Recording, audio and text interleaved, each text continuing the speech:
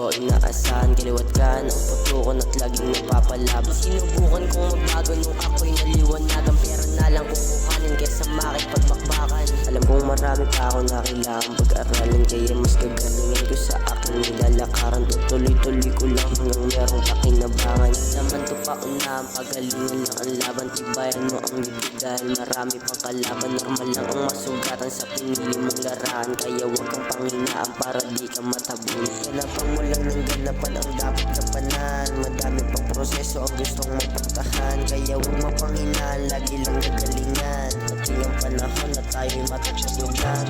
Din ang loreta sa ating pagistan. Magtiwala kay Amay, lang ang lagi sandalan. Tawad kay Ama kung meron mo nagawa. Humawak ng patali para lang meron manguya.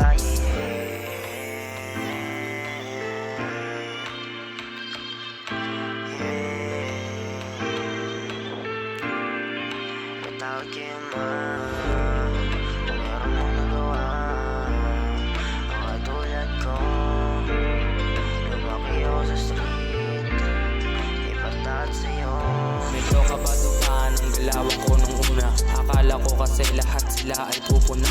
Nanliwala sa sarili tas ngayon nandito na. Di nagpakampante sa aking mga nakasama. Bilang lang sa daliri kung sino nakaalala. Tumitindig ako di lang para sa pamilya. Kung sino ang nasa likod siya lang ang tatamasa. Kilala ko kayo lahat-lahat naaalala. Salamat sa ibang nag-alala. Kayo ang dahilan kaya ako nandito sa inaasam-asam din ng iba.